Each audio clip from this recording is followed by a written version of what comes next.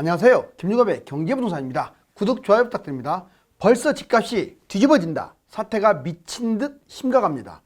5월로 접어들면서 제가 말씀드린 대로 부동산 흐름이 아주 심각한 양상으로 바뀌었습니다. 일시적이냐, 본격적 방향 전환이냐, 말들은 많지만 시기를 앞당겨 상황에 맞게 준비는 하되 서둘 필요는 없습니다. 고금리와 경기 침체, 쌍두마차가 부동산을 가로막고 있는데도 심리가 살아난다 하면 과연 지금 어떻게 해야 할까요? 오늘은 꼭 시청 바랍니다. 유료 상담은 010-3999-8808 제가 직접 매수 타이밍과 입지를 추천해 드립니다. 지금 바로 전화 주십시오. 벌써 집값 뒤집어진다. 사태가 미친 듯 심각합니다. 여기 보시면 부동산 거품이 뻥 하고 지금 터지는 중인데, 자 한번 볼까요? 먼저 집값 5, 6월 중에 반등. 그렇다면 나는 집을 언제 잡아야 하느냐? 지금 흐름상으로 자 한국부동산원, KB 둘 다 늦어도 6월 달에는 플러스로 전환될 확률이 커요. 여기 보시면 또한 세계 주요 도시 집값 예상보다 빠른 반등 이유. 자, 주요 지표가 상승하고 있고 세계 집값이 상승하고 있고 정책 완화 상승하고 있습니다. 그렇다고 해서 지금 뭐 막 집값 올라가니까 잡아라 이게 아니에요. 알고는 있어야 돼요. 무작정 폭락만 외치는 것보다 현실은 알아야죠. 자, 주요 지표 주간 매매 아직은 하락입니다. 이제 아직은 보합 하락이에요. 약보합. 자, 부동산은 마이너스 0.05 어때요? 거의 이제 플러스로 전환될 직전이죠. KB도 마이너스 0.13 이 전국을 말하고 있어요. 자, 매수 수급 지수 9주 연속 상승하고 있고 아직은 매수 수급 지수가 100이 돼야 하는데 76.2이기 때문에 이 부분은 낮아요. 즉 100이 딱 돼야 매도자 매수가 딱 균형이 잡히는데 아직 숫자가 내려갔다는 것은 76이라는 것은 매수자는 별론데 매도자가 많다는 거죠. 그런데 실거래가 지수는 또 달라요. 상승이 지금 10개가 거래가 되면 상승이 55%, 하락이 45%로 실거래가 상승이 하락을 추월했어요. 이미 플러스로 전환됐다 이거죠. 자, 세계 집값 올라가고 있느냐? 아직은 더 지켜봐야 합니다. 이게 한 달이니까. 미국 8개월 만에 0.2% 올라갔어요. 공급 부족 요인이 가장 큰데 하지만 약간 불안정한 모습입니다. 호주 2달 연속 상승했습니다. 자, 지금 0.5% 이거 지금 4월입니다. 잘못 적었어요. 4월 0.5% 금리가 동결되면서 탄력을 받고 있어요. 영국 7개월 만에 0.5% 상승 계속 하락하다가 자, 역시 금리 하락이 영향을 줬습니다. 미국, 호주, 영국은 우리나라하고 거의 쌍둥이처럼 20년 동안 지금 사이클이 똑같은데 이 나라가 올라가는 것은 아주 찜찜하거든요. 다만 이게 본격적 상승인지는 좀 더 지켜봐야 돼요. 자, 이제 정책 완화 가장 이 사단이 된 게 정책 때문에 그렇죠. 자, 세제 1주택부터 다주택까지 모든 세제를 완화했어요. 특히 다주택자 보유세를 70%까지 완화시키는, 그리고 여러분들한테 세금 걷고 이건 아닌 것 같아요. 대출 특례보금자리라고 약간 이거 냉정하게 말하면 DSR의 변칙적인 운용이에요. 불법이라고 할 수가 있습니다. 국제적 협약에서. 특례보금자리로 그냥 DSR 무시하고 그냥 엄청나게 해줬죠. 생애 최초. 자, 분양 그리고 고가 아파트 다 완화시켜줬어요. 왜? 분양 많이 받게 하려고. 고가 아파트 이거 매수하게 하려고. 생애 최초도 그렇고. 아무튼 대출을 상당히 많이 완화시켰다. 이게 영향이 컸죠. 집을 잡았으니까. 해제, 규제지역 다 없앴고 전매 제한, 전매도 제한도 짧게 했고 무순위 청약뿐만 아니라 아예 그냥 1,000만 원 정액제 이런 걸로 막 집을 매수할 수 있도록 조건을 많이 완화했습니다. 물론 하락장에는 당연히 그런데 이제는 어느 정도 보합 왔기 때문에 이거 없애야 돼요. 왜냐면 아주 엄청난 폭락에서 보합이 됐다면 없을 필요가 없죠. 근데 지금 3분의 1 많이 떨어져야 30% 떨어졌는데 자, 계속 이런 정책을 고수한다는 것은 잘못된 거죠. 그러면 집값 띄우려고 그런 생각밖에 안 들죠. 자, 하지만 여기 보세요. 아직은 1, 2년 추가 하락 확률이 좀 더 높습니다. 드리고 싶은 말씀은 다만 여름에 얼마나 반등을 하느냐에 따라서 겨울 하락이 그거보다 커지느냐 작아지느냐 이것만 따져보는 거예요. 올해만 25% 늘어난 서울 아파트 매물. 근데 또 희한하게 매물은 늘어났어요. 팔 사람도 많습니다. 자, 1, 2년 추가 하락. 고금리 경기 침체, 2023년 기준금리 동결, 지금 고금리잖아요. 자, 침체, 성장률, 무역 수지, 생산 소비 투자 뭐 하나 지금 제대로 된 게 없죠. 세계 경제도 불안합니다. 물가, 금리, 경제, 그리고 금융도 불안하죠. 은행이 막 부도나니까.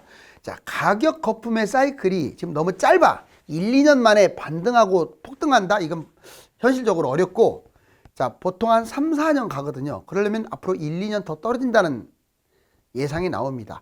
2020년에서 22년 코로나 거품으로 급등하고 무려 2배에서 5배까지 폭등했는데 현재 집값 하락 수준은 겨우 20에서 40% 수준이에요. 자, 여러분들이 매수할 때는 40% 떨어진 것으로 판단하라고 제가 얘기를 했고, 하락 사이클 서울 2년에서 5년을 잡았을 때 아직 2년 안 빠졌잖아요. 그러니까 올 겨울이나 이때가 바닥일 것으로 보여져요. 내년 초나. 그런데 이제 많은 전문가들은 25년을 바닥으로도 예상하죠. 사이클로 접근하니까. 자, 전세가율, 경매 이걸 보면 집값이 도저히 뛸 상황이 아닌 것처럼 보여요. 전세가율, 갭 투자가 어렵습니다. 일단 투자자들이 접근하기가 어려워요. 그 다음에 전세 10% 더 올라가야만이 가능해요. 경매, 지금 매물이 급증하고 낙찰가율, 낙찰률 최저예요. 경매 사상 지금 아주 안 좋은 여건. 미분양이 지금 거의 8만 가구 인접 다 하고 있죠. 하지만 또 최근에 한 달 동안 다시 조금 줄었어요. 조금. 자, 미입주가 무려 입주가 73.6이니까 10개 중에 3개는 불이 꺼졌어요. 여기 보시면 정부는 당장 집값 띄우기 정책을 중단해야 한다. 이건 당연한 거예요. 이제 만약에 여기에서도 집값 이 정책을 계속 고수하게 되면 뭐 폭등은 안 하겠지만 집값이 계속 또 올라갈 거 아닙니까? 지금 분위기가 이제 제로 근처까지 왔다면 당연히 규제를 다시 또 걷어들여야죠. 여기 보시면 자, 이게 문제가 돼요. 한번 짚어볼게요. 건설사 혜택, 미분양을 매입하게끔. 왜? 부도날까 봐. 자, 근데 부도나게 놔둬야죠. 물론 모든 건설사가 부도나는 것을 방치하라는 얘기하고는 달라요. 사이드 지원은 하되 직접 매입할 필요가 없잖아요. 고분양을 묵인합니다. 지금 오히려 고분양 때리는 건설사는 철퇴를 때려버려야 돼요. 그런데 그걸 오히려 가만히 지켜보고 있어요. 지금 여러분들 서울시장, 뭐 국토부 장관 말만 집값 폭락시킨다고 하지 뒷구녕에서는 지금 집값 띄우고 있습니다. 대통령한테 꼼짝도 못하고 있고요. 그러잖아요. 지금 건설사 때 혜택을 계속 주고 있고. 그러면 집값 올라가죠. 여기 보세요. 청년층한테 혜택. 본인들이 지금 영끌로 집을 잡은 거잖아요. 빚을 왕창 내가지고. 그리고 정부도 영끌을 유도하고 있어요.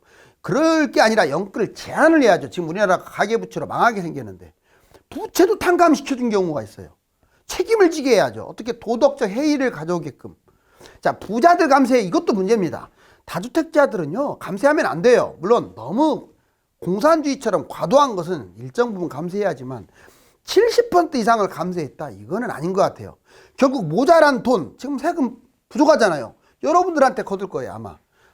부자들도 대출을 해줍니다. 다주택자들 대출이 확 늘어났어요. 이건 아니라고 봐요. 자, 대출 완화, 특례 혜택, DSR 규제로 정확하게 들어가야 돼요. 지금 너무 특례 보금자리 혜택 해가지고 나는 집 잡으니까 좋다. 이게 아니에요. 집값 떨어지면 어떡하려고요? 정부 원망할 거예요?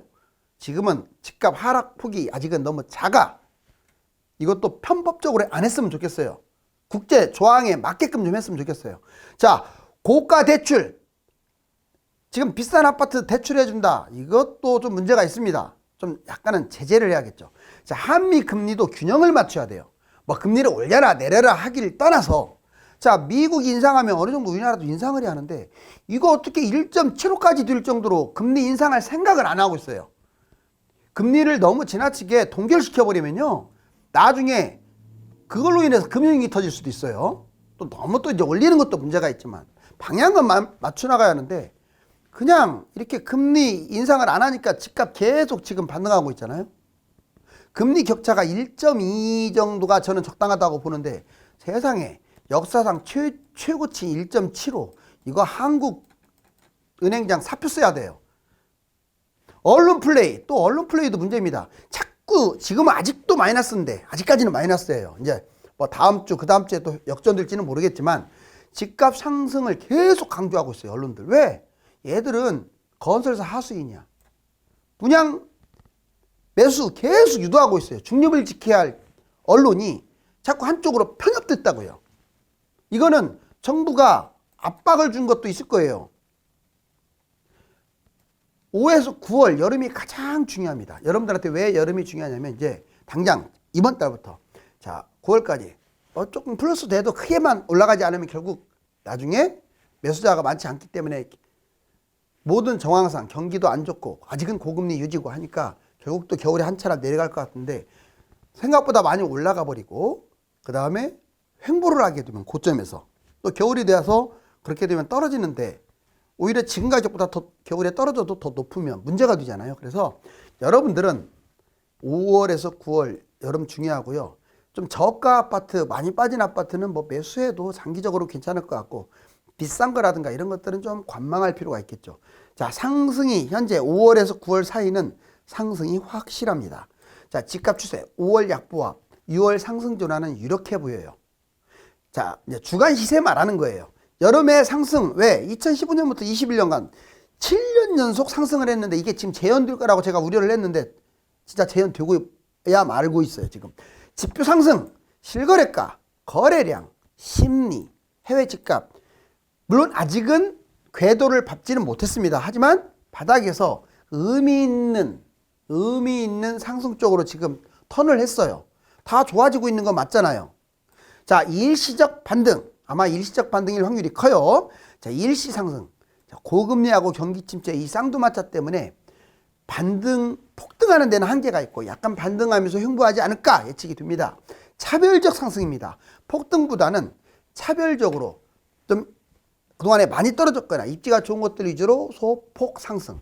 상승 지역, 하락이 큰 곳, 강남이나 지역별 상급지 얘들 중심으로 좀 더 상승한다 이렇게 판단하면 되고요. 겨울에 하락, 핵심 지표 지금 전세라든가 미분양이라든가 경기 침체라든가 고금리가 해소되지 않았기 때문에 겨울에 결국은 꼭 겨울이 아니래도 뭐 빠르면 여름 아니면 가을 이때 이게 하락할 가능성도 높아요. 겨울 약세 2015년에서 2021년 7년 연속 약세를 재현했어요. 7년 연속 상승했다면 여름에 7년 연속 약세. 그래서 올 겨울도 한번 지켜볼 필요는 있죠. 돌발 변수가 있습니다. 또 경제가 장기 침체에 빠지거나 만약 경제 위기가 터지거나 어떤 은행이 부도가 나서 금융 위기가 터지거나 꼭 우리나라가 아니래도 이러면 박살 나는 거죠. 뭐 이제 부동산 매수 시기 6가지 지표 결국 여러분들은 이 6가지가 맞아 떨어질 때 완벽한 어떤 매수 타이밍을 잡는 게 좋아요. 기준금리 인하. 그런데 지금은 이제 금리가 우리나라가 올라갈 것 같지가 않아요. 특별한 일이 없으면 정체가 되겠죠. 장기간 정체되거나 인하해봤자 빨라야 하반기로 보여지는데 뭐 지금은 기준금리 때문에 아직은 인하한 거 아니니까 시중금리는 인하했지만 좀 지켜봐야 할 것 같고 해외 집값 상승. 그래요. 지금 해외 집값 일부 국가가 지금 한 달, 2달 올라갔어요. 한국 해외 집값 연동을 하기 때문에 그전에는 계속 마이너스 얘기만 나오다가 한 달, 2달 상승했다는 얘기가 나왔다. 이 말이 좀 신경 쓰이니까 보시고 주가도 올라가야 하는데 아직은 상승 랠리라고는 할 수 없지만 2100에서 200 허덕거리는 게 2500대까지 벌써 올라왔잖아요. 3300이 고점인데 얘가 뛰게 되면 집값 후행이 따라갑니다. 무조건 폭등한다기보다도 제가 보기에는 주가가 계단식으로 이렇게 좀씩 올라갈 가능성이 커요. 네 번째, 미분양이 감소. 아직은 미분양 감소했다는 말이 안 나오죠. 다만 7만 5천 건이었던 게 7만 2천 건으로 소폭 감소한 건 있어요. 청약 경쟁률도 조금씩 회복하고는 있습니다. 자, 전세 가격 회복 상승. 전세율이 지금 늘어나고 있어요. 월세 살던 사람이 전세가 늘어났다. 자, 갭 투자 다주택자들이 아직은 매입이 본격화되고 있지는 않지만 좀씩 회복하고 있는 중은 맞아요. 주요 지표 상승, 주간 시세, 거래 심리 아직은 만족스러운 상황은 아니지만 좀씩 회복하고 있어요. 정리해보면 이 6가지가 뭐 하나 아직 시원스럽게 집값 올라갈 만큼 올라오지는 않았지만 조금 바닥에서 상당히 많이 올라왔다. 이해 가셨죠? 조금만 더 올라가면 이제 플러스 상승, 완벽하게 상승 전환할 수 있는 태세다. 현재 이 정도로 보시면 되겠네요. 이 6가지가 50이 기준이라면 지금 한 40, 45에서 왔다 갔다 하는 거예요. 자, 여기를 넘어가게 되면 플러스가 돼요. 이제 이렇게 하면 투자 수익 5배, 10배, 뭐 올해 뛰든 내년에 뛰든 이제 준비는 조금씩 하는 건 맞아요. 여기서 여러분들이 해야 할 일은 투자 수익의 5에서 10배, 지금도 그 말은 변함없습니다. 만약 여러분들이 노리고자 하는 부동산이 이 6가지 중에서 한두 가지 이상 문제가 있다면 하지 마세요. 이 6가지를 충족시키는 것을 하는 게 좋아요. 보세요. 상급지에 투자해야 합니다. 철저하게. 서울이라든가 아니면 기타 뭐 경기도나 지방도 중심권으로 투자해야 돼요. 이상한 곳에 투자하지 마시라고요. 그 다음에 두 번째, 바닥장에 투자해야 합니다. 자, 23년에서 25년 지켜보다가 올해도 지켜봐야 돼요. 자, 25년까지 하락장이 갈지 이건 겨울에 이제 달렸겠죠. 이걸 보면서 어떤 나는 몇 년에 매수해야겠다 이걸 정해버리면 안 돼요. 그걸 알 수가 없어요 지금. 왜? 벌써 반등하는 낌새가 보이니까. 자, 이때 매수해라. 그 다음에 아파트 투자 500세대 이상 대단지만 해야지 뭐 100세대 200세대 이런 건 쳐다보지도 마세요. 갭 투자나 빗 투자가 유리하다. 자금을 최대한 대로 활용해서 물론 본인이 이겨낼 수 있는 한도 내에서 그때 바닥에서 해라. 하락폭 투자 지역별로 35에서 60% 분명히 지역별로 다르겠죠. 이 정도 두면은 매수도 된다. 타이밍 투자 대략 23년에서 25년 이때 매수하자. 자, 꼭 이 조건을 형성했을 때 뛰어드는 게 좋겠습니다. 자, 이제 집값 추가 하락 이유 4가지.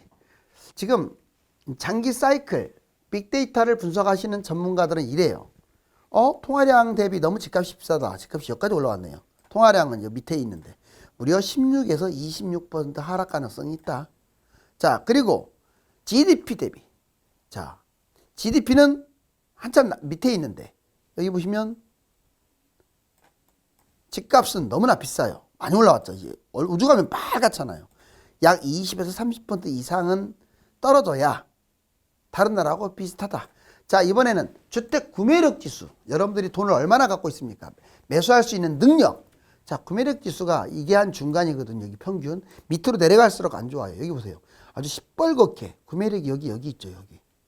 그만큼 최악이에요. 지금 집값 거품이 여러분들 소득에 비해서 너무 비싸. 기다려라. 자, 그 다음에 전국 아파트 매매 거래량이 이 꼭지대는 여기고 한 중간 정도 수준에 비해서도 지금 여기 바닥. 서울도 그래요. 아직은 바닥이에요. 거래량이 지금보다는 2배 이상은 늘어야 정상이다. 자, 이 지표를 보게 되면 지금은 집값 매수 타이밍이 아닌데 거래량이 적으면서 또는 지표하고는 좀 반대로 오히려 집값이 반등하고 있다. 자, 이제 금융불안지수, PF대출, 잔액추이. 그래요. 금융불안도 지금 위기 단계로 상당히 위험합니다. 그리고 PF대출도 언제 터지느냐. 은행, 비은행 여기 대출 제일 최고치잖아요. 지금. 그렇지만 이제 어떤 주요 지표는 호전되고 있어요. 여기 보세요. 아파트 매매가 먼저 한국부동산원 서울 마이너스 0.05 전국 마이너스 0.09 거의 0 근처까지 왔죠. 그래서 제가 5월 말이나 6월 달에는 플러스 전환이 될 가능성이 크다. 아직은 마이너스입니다. 자, KB도 믿었던 KB도 확 줄어버렸어요. 불과 제가 얼마 전에만 해도 KB는 안 그랬다고 했는데 보세요. 자, 마이너스 0.13 이거 2, 3주면 플러스로 전환될 수도 있어요. 자, 서울 주요 지역 오히려 강남, 서초, 노원, 용산을 봤더니 플러스 전환됐어요. 시세가 주간 시세가 플러스 됐다고요. 자, 그 다음에 2030은요 미친 듯이 매수하고 있습니다. 보세요. 3월달 늘어나는 거 보세요.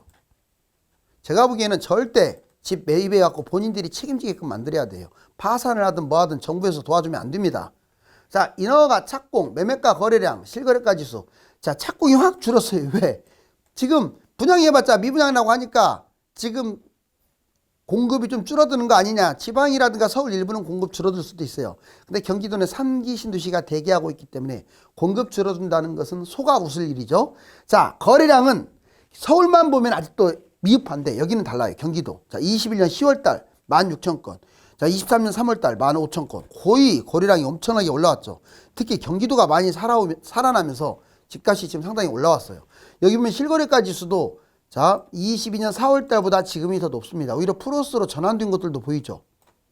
실거래가가 아까도 말했지만 10개 중에서 5개 반은 플러스예요. 다만 이 지표만 갖고 뭐 이제 집값이 상승장으로 갔다 이렇게 할 수는 없어요. 맨날 왔다 갔다 하는 거니까 지금은 좀 관망. 집값이 그냥 1층이 아니라 지하를 뚫고 과연 내려가는 시기가 언제일지. 대부분 전문가들은 2025년 이후에 오른다고 하지만 세계 경제 상황과 시장 환경에 따라 얼마든지 태세 전환을 하셔야 합니다. 지금은 관망 후에 타이밍을 판단해서 매수해야 하는 그런 중요한 시점이기도 합니다. 감사합니다.